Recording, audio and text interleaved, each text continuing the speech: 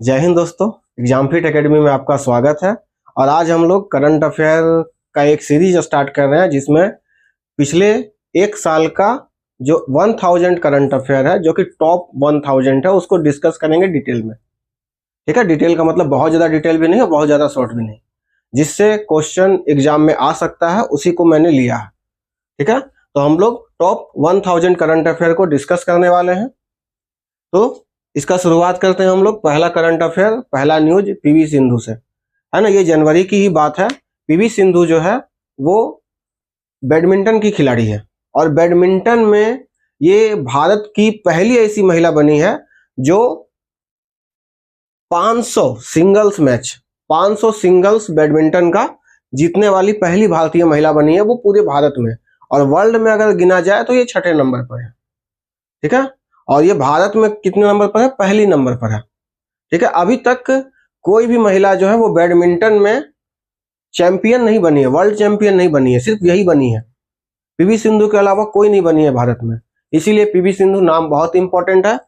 ठीक है, ये 2019 में बैडमिंटन में वर्ल्ड का खिलाड़ी बनी थी, यानी वर्ल्ड चैंपियन बनी थी, यानी वर्ल्ड कप जीती थी, है ना। इनका होम अगर बोला जाए तो कहाँ है? वो तेलंगाना के हैदराबाद से ही आती हैं। इनके माता और पिता दोनों ही क्रिकेटर थे, सॉरी दोनों ही प्लेयर थे, मतलब खिलाड़ी थे। ठीक है, और इन्होंने 2013 में अर्जुन अवार्ड, 2015 में पद्मश्री, 2016 में मेजर ध्यानचंद पुरस्कार और 2020 में पद्म भूषण जीती है। देख लीजिए, 2013 से ही ये पुरस्कार जीतने लगी है। ठीक है, यानी 2012 या 11 से पहले ही ये खेलती होगी, और इतना साल मेहनत करने के बाद 2019 में ये वर्ल्ड की चैंपियन बनी है।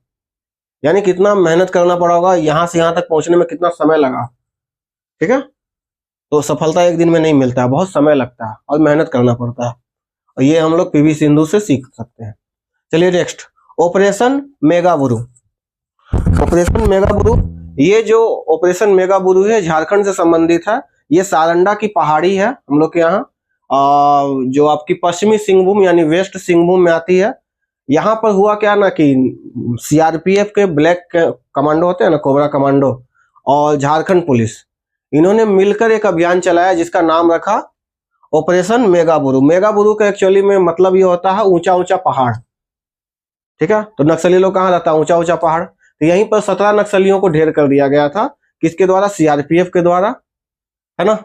और इसमें से जो 13 नक्सली थे ना, इन पर 4.5 करोड़ का इनाम था। ठीक है, तो देखिए कितना इंपॉर्टेंट ये क्वेश्चन बन जाता है। जो झारखंड से उसके लिए तो मोस्ट इंपॉर्टेंट है, जो इंडिया से है उसके लिए भी मोस्ट इंपॉर्टेंट है। ऑपरेशन मेगाबुरु ये किससे संबंधित है? माओवादियों से संबंधित है।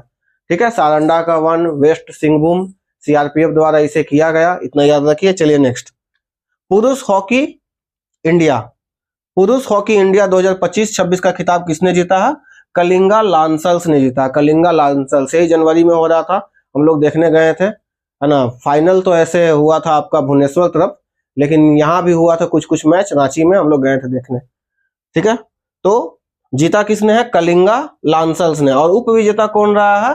रांची रॉयल्स। उप विजेता का मतलब फाइनल में पहुंचा था, फाइनल में कलिंगा लांसर्स से हार गया था। कहने का मतलब ये है, सेकंड नंबर पर कौन रहा था? रांची रहा था। ठीक है, इसकी शुरुआत होती है 2013 में, और विजेता जब शुरुआत होती है तो विजेता रहते हैं रांची, और उप विजेता उस टाइम रहता है दिल्ली। वर्तमान में विजेता कौन है? कलिंगा लांसर्स। कलिंग का मतलब होता है उड़ीसा, अगर क्वेश्चन घुमा के पूछना चाहे तो उड़ीसा भी दे सकता है। ठीक है, चलिए नेक्स्ट आते हैं। नेक्स्ट, फ्रांस ने 15 वर्ष से कम उम्र के बच्चों के लिए सोशल मीडिया पर प्रतिबंध लगाने वाला विधेयक पारित कर दिया है।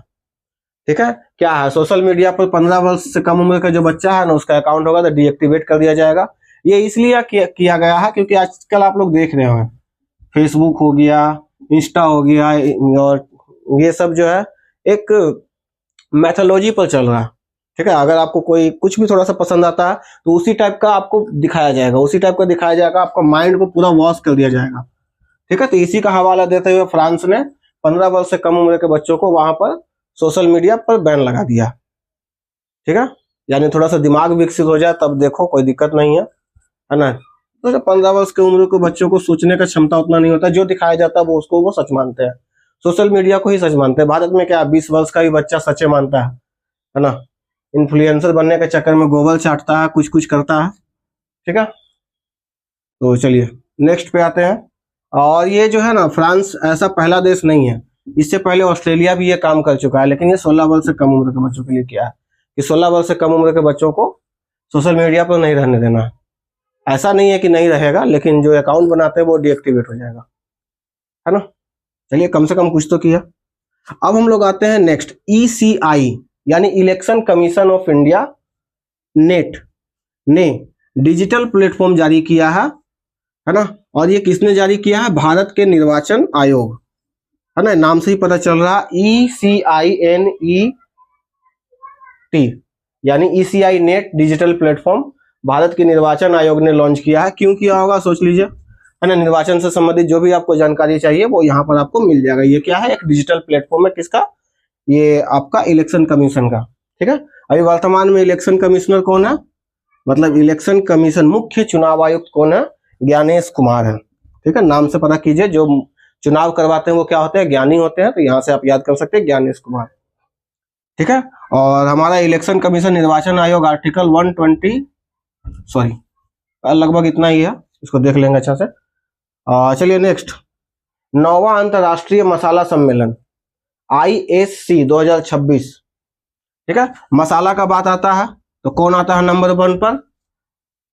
केरल आता है। ठीक है, तो इसका सम्मेलन कहाँ होगा?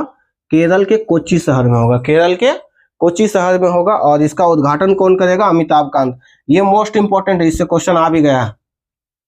ठीक है, जो 9वां अंतर्राष्ट्रीय मसाला सम्मेलन हुआ था 2026 में, इसका उद्घाटन किसने किया था? अमिताभ कांत ने किया था। और ये कहाँ हुआ था? केरल में हुआ था, है ना, केरल के कोच्चि में हुआ था। केरल को मसालों की भूमि कहा जाता है। ठीक है, चलिए अब नेक्स्ट आते हैं। ITBP के नए महानिदेशक नियुक्त किए गए हैं, जिसको इंग्लिश में हम लोग डायरेक्टर जनरल बोलते हैं, जिनका नाम क्या है? जिनका नाम है शत्रुजीत सिंह कपूर। क्या नाम है? शत्रुजीत सिंह कपूर, है ना। और ITBP का स्थापना 1962 में हुआ था। एक्चुअली में इंडिया और जो तिब्बत बॉर्डर है ना, अभी वर्तमान में अगर कहा जाए तो इंडिया चाइना बॉर्डर।